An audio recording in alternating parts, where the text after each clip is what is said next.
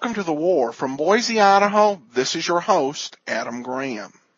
For today's comedy program, we're going to take a listen to one of those great radio comedians visiting a military installation. And there were a lot of them that traveled around, and we'll definitely be playing quite a few.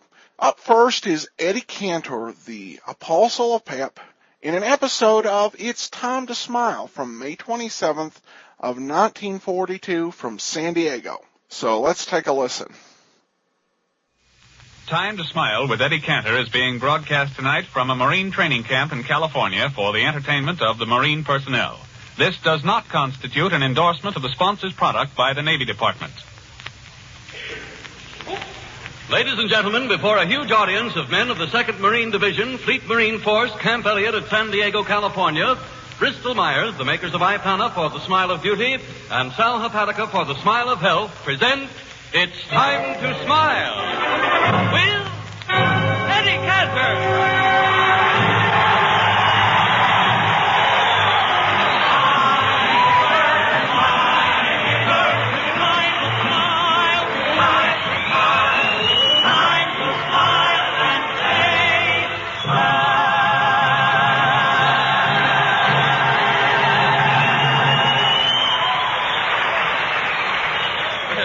Boy, I hope the Japanese can hear that. Thank you, Harry Von Zell, and good evening, ladies and gentlemen. Well, here we are broadcasting from Camp Elliott with an audience of 1,500 Marines. You know what a Marine is? Yeah, well... A Marine is a large body of man entirely surrounded by women. Well, now, Eddie... That's a new definition, but I've always been under the impression that Marines are exceedingly tough. Tough? Yeah. Tough? You betcha. These Marines are so tough they eat their meat raw and then sit in boiling hot water to cook it. You know, Harry Von Zell, Harry, you know they have 2 Marine stations here, Harry. Camp Elliott and Camp Linda Vista. Oh, well, which place has the most Marines in it? The Rainbow Gardens.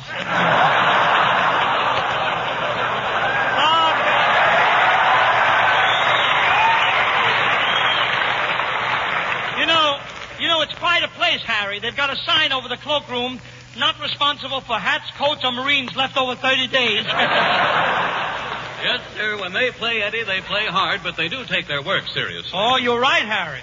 You should have seen them this afternoon when they had their war games. War games? Yes. Oh. Yes, Harry. A lot of them get around in a circle, and one guy starts shooting. He throws out a couple of cubes with numbers on them, Harry. With numbers. I don't know, Eddie. That sounds pretty dangerous to me. It is, if the cubes are loaded, yeah. Oh, dice, huh? Yeah, now you know what the government means by keep 'em rolling. Yeah. Well, Eddie, you certainly have learned a lot here today. Well, Harry, among other things, I learned that the defense workers here in San Diego are working with such speed that they don't stop for a single minute. If you're near one of those defense plants, keep moving. I stopped in front of a defense plant this morning for 2 minutes. Right away, a guy slapped wings on me, stuck a propeller on my nose, painted U.S. bomber on my back, and there I was, a pop-eyed P-38.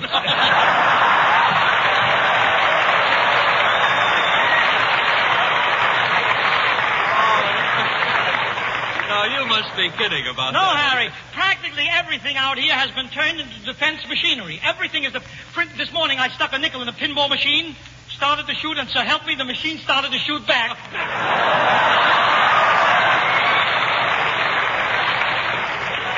Yeah, is that the phone? I think I heard the phone a minute ago. Hello? Hello? Eddie Cantor speaking. Hello? Hello? Hello? How do you do? Greg Gordon, the Mad Russian. What are you doing on the phone, Russian? You should be in San Diego. Why aren't you here? I was detained because I had to kiss my wife goodbye. Well, why should that detain you? I waited for a blackout. I can't understand why you're not here yet. I gave you very simple directions. Just go to Route 66 and follow the white line. I did. I followed it to Santa Monica, then to Santa Barbara. I followed that white line for 60 miles before I realized it was on the back of a skunk. A skunk? Yes. So I got out of my car, walked up to him, and we stood there face to face. But where is the skunk now? The last time I saw him, he was burying his fork.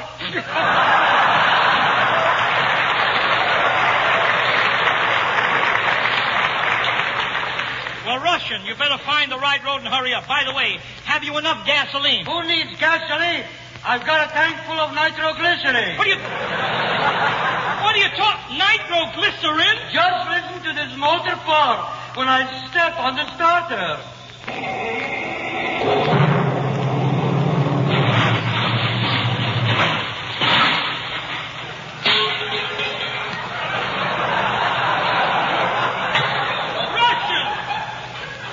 Russian, where are you? I am flying low over Pomona with a steering wheel for our next race.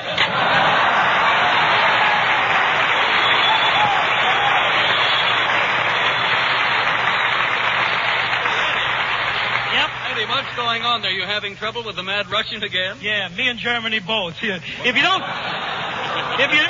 think that Germany is having trouble, you should have heard the shortwave broadcast from Berlin that I heard last night.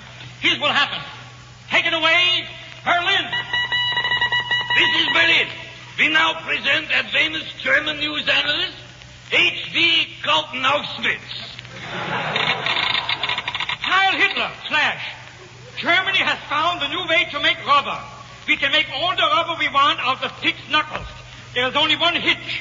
We got no pig's knuckles. There is a big pig shortage in Germany. In fact, we got only one pig left. Heil Hitler.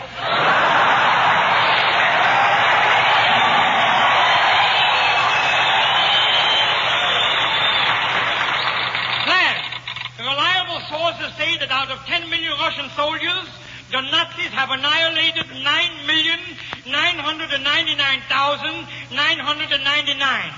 The remaining one is very stubborn and is holding us on all fronts. Flash, our foreign spies report that the peoples in the United States is starving. Nobody has anything to eat because everybody in America is walking around saying, "What's cooking?" But here in Germany, things is different. Every week we are giving more and more food rationing cards to the people. And the Fuhrer has just issued a proclamation that you should save all your ration cards, and when you collect enough of them, put them in a big pile and eat them because there's no more food. Also, there's no more Hitler. The Marines have landed.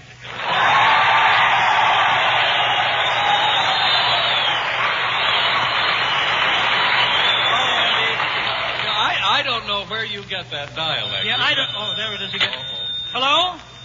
Hello, Eddie Cantor speaking. Hello? Eddie Cantor? Russian, you were supposed to drive up here to San Diego. What happened? I met some very charming people on the way. They like me so much, they insisted I stay over here. Where are you? Can you bail me out?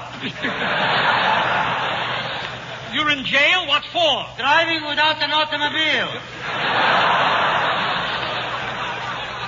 Why, you idiot, nobody can drive without an automobile. Come down here and explain that to my finance company. Look, Russian, just mention my name and they'll let you out. Very well. Cantor, I mentioned your name. Well, what happened? Can you bail me out? Look, will you call me back? Harry, I've got to get rid of that man. We'll get rid of him. Just keep it easy. And while we're waiting for the Mad Russian, ladies and gentlemen, here is radio's delicious, delightful, delectable Dinah Shore.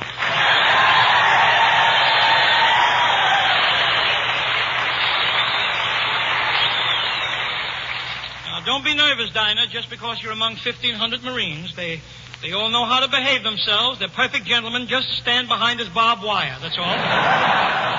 And sing for the first time on the air that brand new song, Conchita. He was a handsome young Irish lad, and she was a Mexican beauty. It was siesta, and I might add, romantically he was on duty. A boy and a girl, he's a star. I can tell it in 64 bars. His Irish heart went bingo when he saw the Rose of Warren. Conchita, Marquita, Lolita, Pepita, Rosita, Juanita, Lopez.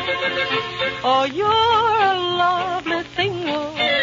For me, there's but one girl, he said. Conchita, Marquita, Lolita, Pepita, Rosita, Juanita, Lopez. Mandolins began to play, and her lips were there to kiss. As they danced, I heard him say, New Jersey was never like this. The bells began to ring, oh, as they rode away on a mule. To prove I'm not joking, if you're in Hoboken, drop in for a minute and you'll meet Conchita, Marquita, Lolita, Pepita, Rosita, Juanita, oh, too. And there's little Teresa, Maria, Elisa, and Patsy and Molly and Mike. And there's Pedro and Sancho, and Jose and Pancho, and Tommy and Timmy and Spike. Of course there are others, her sisters and brothers. They're older and they go to school. Flash, the doctor announces 8 pounds, 7 ounces. One more for Lopez and O2. Señores y caballeros, recuerden que la sal hepática causa la sonrisa indicadora de salud. Shame on you, Harry. What is that indicadora de salud business? Well, Eddie, that's remember sal hepática for the smile of health in Spanish. In your kind of Spanish, Harry, I'd never know, and I don't want to miss anything, so would you please stick to English? Do you Okay, Eddie, you mind? sure. Because after all, I wouldn't want anyone to miss knowing how much faster sal hepática helps them feel better. Ladies and gentlemen, whenever you wake up feeling headachy and under the weather because you need a laxative, just take Speedy Sal Hepatica right away. Because then Sal Hepatica brings quick, gentle relief, usually within an hour.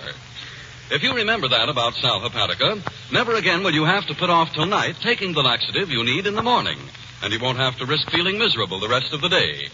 And remember this about Sal Hepatica, too. Sparkling Sal Hepatica also helps counteract excess gastric acidity. Helps turn a sour stomach sweet again. So get a bottle of Sal Hepatica from your druggist first thing tomorrow. And take it whenever you need a laxative, morning, noon, or night. See how much faster you feel better when you rely on gentle, speedy Sal Hepatica.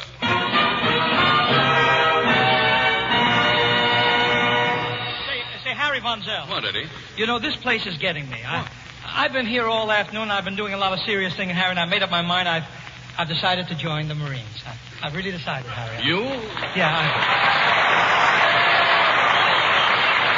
Yeah, Eddie, I think that's very swell, but the Marines want men. Or women, not you. What makes you think the Marines will accept you, Eddie? Well, listen, Harry, a lot of Marines want Hedy Lamarr, but they'll settle for Martha Ray. Believe me.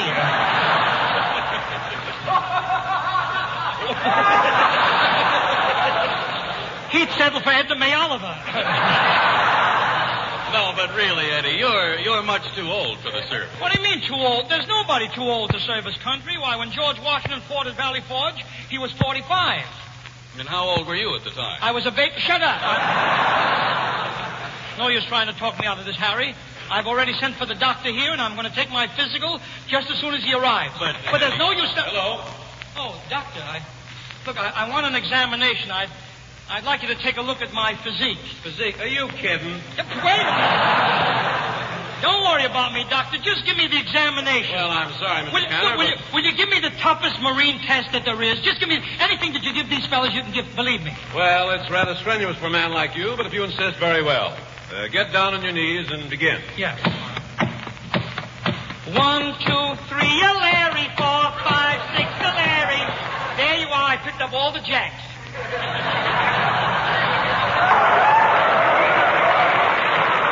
Well, congratulations. You are now a Marine. Yeah. Do you feel all right? Well, that'll give you an idea how I feel. I'm a little winded, but don't worry. I regret that I have but 6 jacks to pick up for my country. All right. Now, there's only one thing more, Mr. Cantor. I have to give you a blood test. Blood test? Yeah. Well, okay, I'm not afraid. Just unpack your needle and let's go. I can take it. I'm tough. Hey, doctor. Now, he's fainted here. Fainted? That's funny. I didn't even unpack my needle. Where am I? Well, take it easy now, Eddie. He looks very weak, Doctor. I'd better put him in this bed. A good idea. I'll get a nurse to take care of him. Oh, gee, Harry, I'd love to be a Marine. Well, it's Gracie Allen.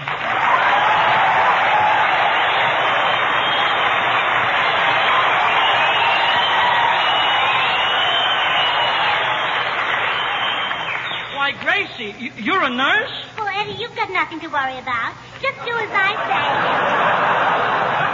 say. If you do as I say, I'll have you flat on your back in no time. You mean flat on my back? Well, don't get excited. You know what I always say. Time wounds all healed.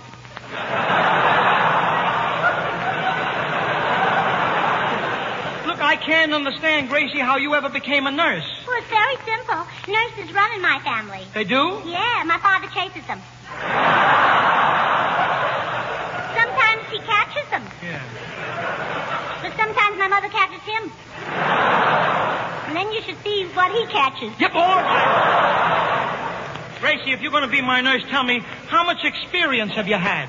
Why, well, you're the 9th patient I've had this week. Oh, really?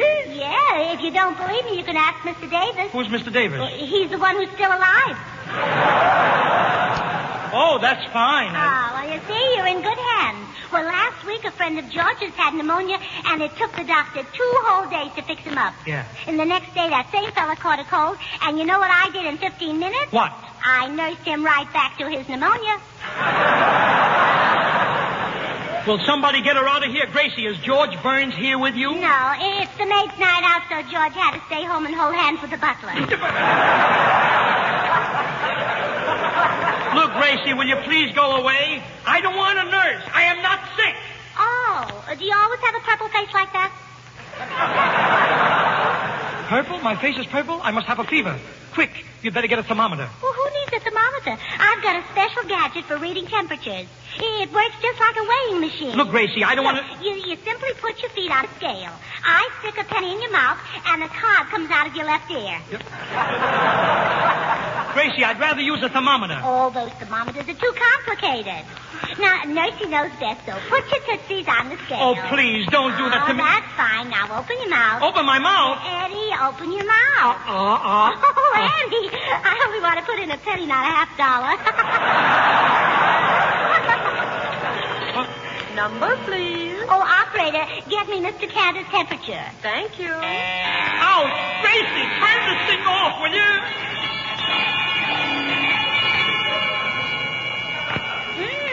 5,000 on the first shot. Yep.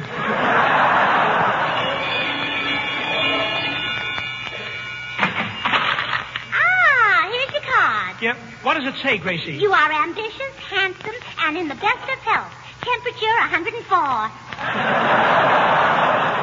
104? Why, that's crazy. I happen to know that I'm only 99. Well, you can't expect this machine to guess your age, too.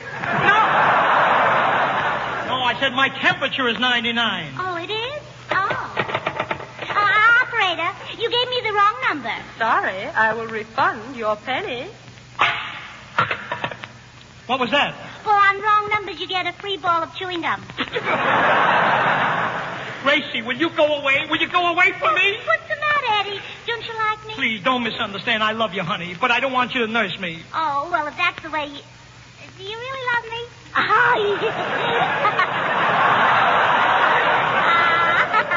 You're sweet. Oh, Gracie, it isn't that I love you. What? I said it's just that I like you. You see, I like you. Well, you don't love me anymore? But... Well, you said you did a minute ago. Fickle, aren't you? I'm not fickle, and I never meant to say I love you. I just... Is there someone else? Look, Gracie. Is there? Yes, there is. I bet it's Ida. Vamp.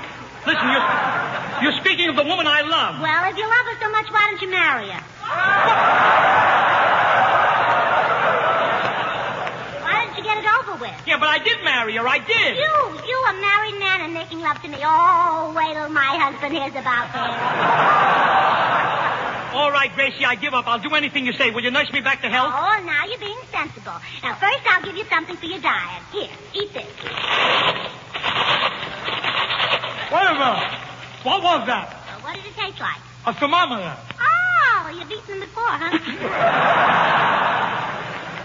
You mean you gave me glass to eat? Yeah. Why, you're crazy. Well, I didn't eat it. You did. Now, look, Gracie. Oh, I'll take it. Hello? Who is it you want? Yes, this is Gracie Allen. What's that? Oh, my goodness. An emergency at the Del Mar Hotel. Well, I'll take care of it right away. Say, Eddie, where can I find a Marine? A Marine? Just one? Why, there are 1,500 of them right here. All I want is one, and he has to rush right over to the Del Mar Hotel. Why? What's going on there? 500 sailors are fighting one Marine, and he wants to find a friend to hold his coat.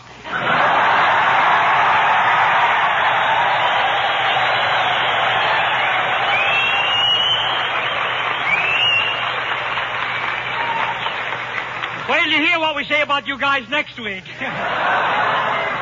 Fellas, I want to tell you that, I shouldn't tell you this, but Gracie Allen has donated her check for this broadcast to the men in service. I want you to...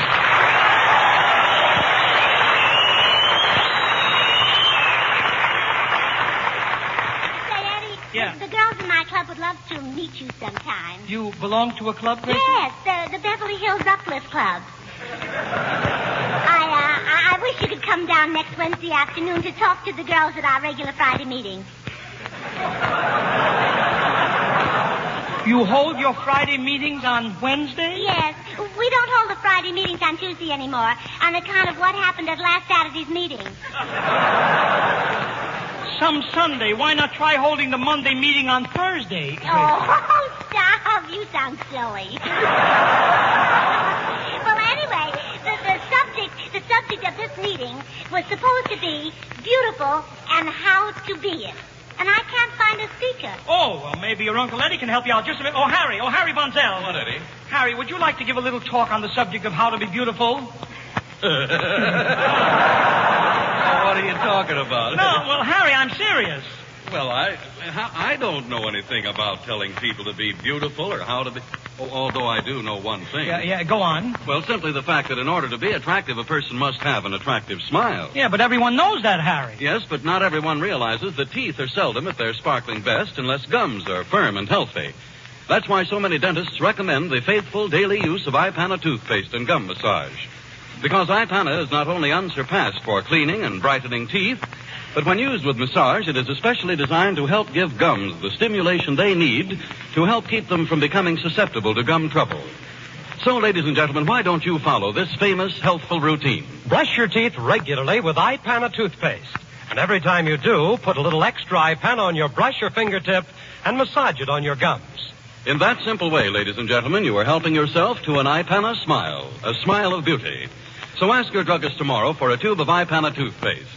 And since the government has ruled that we can't buy toothpaste of any kind unless we take an empty tube to the store in exchange, don't forget to turn in an empty metal tube of some kind when you get your Ipana toothpaste.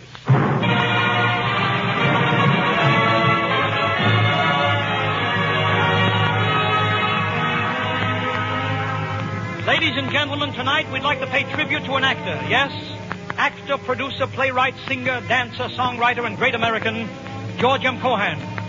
The theater-goers of yesterday thrilled at the sight of a sandy-haired, blue-eyed young Irishman with a hat rakishly set on one side of his head as he sang the song that came not only from his pen, but from his heart. He was born on the 4th of July, and even as a kid, he waved the flag because he loved it. He never stopped waving it. Yes, ladies and gentlemen, George M. Cohan gave our flag a permanent wave. Here are some of the songs which you might want to remember and which your mothers and fathers will never forget. I'm a Yankee Doodle dandy, a Yankee Doodle do or die, a real live nephew of my Uncle Sam's, born on the 4th of July. I'm a Yankee Doodle sweetheart, she's my Yankee Doodle joy. Yankee Doodle came to London just to ride the pony. I am a Yankee Doodle boy. H-A-R-R-I-C-A-N spells arrogant, proud of all the Irish blood that's in me. And the Dibble man can say a word again me. H-A-R-R-I-G-A-N-U-C is the name that the name never has been connected with. Marian, that's me.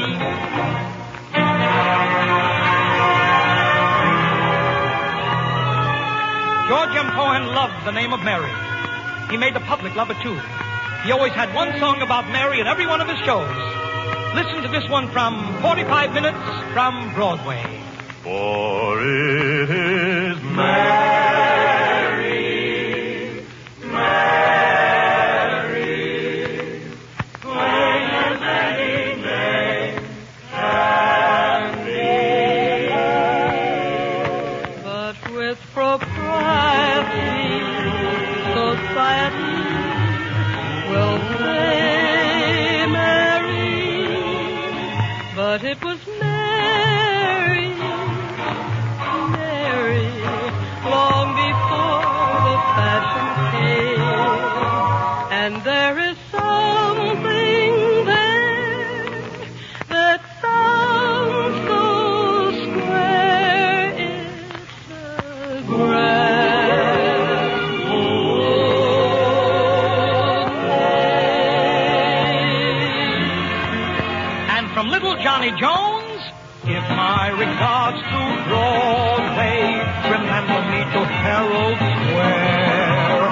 Hello, the gang at 42nd Street, and I will soon be there. You're a grand old man, you're a high man. And forever in peace may you wave.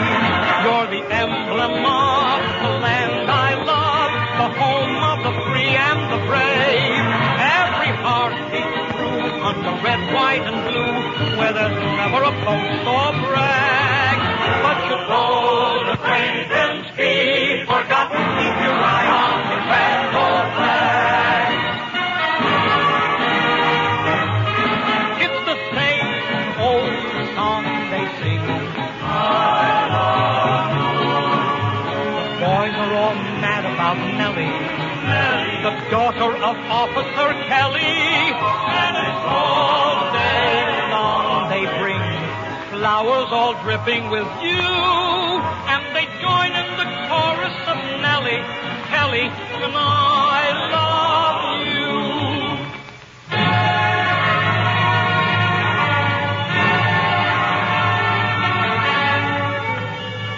Our most prominent songwriters of today will agree that the song for this war has not yet been written. Perhaps it may still be written by George M. Cohan, the man who wrote the great song of the last war. Over there,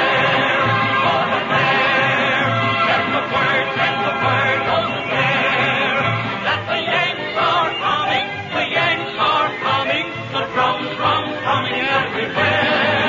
So prepare, say a prayer, send the word to beware. All right, Marines, We're coming over, and we won't come back till it's over.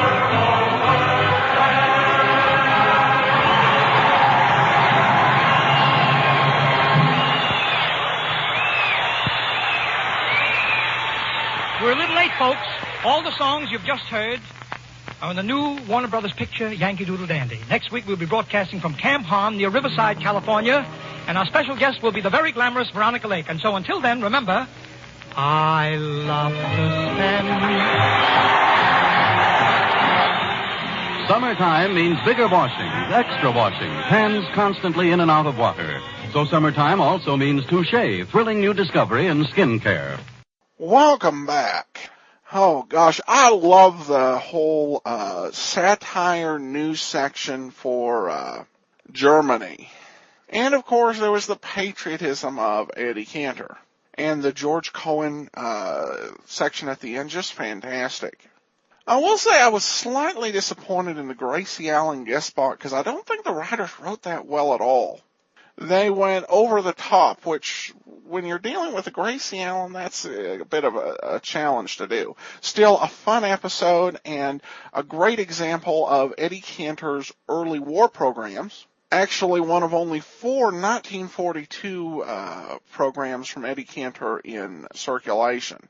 And Harry Von Zell actually was the announcer, had been with Hepatica quite a while, even going back to when Fred Allen was hosting Town Hall Tonight in the 1930s, 35, 36. So that'll do it for now. If you have a story about your experiences or that of a loved one in World War II, I'd love to hear from you. I welcome all your comments at box13@greatdetectives.net. Ken Curlin provides the opening theme. Heroic, KenCurlin.com. Andrew Rhines edits our sound. OTRWesterns.com. I'm your host, Adam Graham. The war is offered as a service of the great detectives of old-time radio. www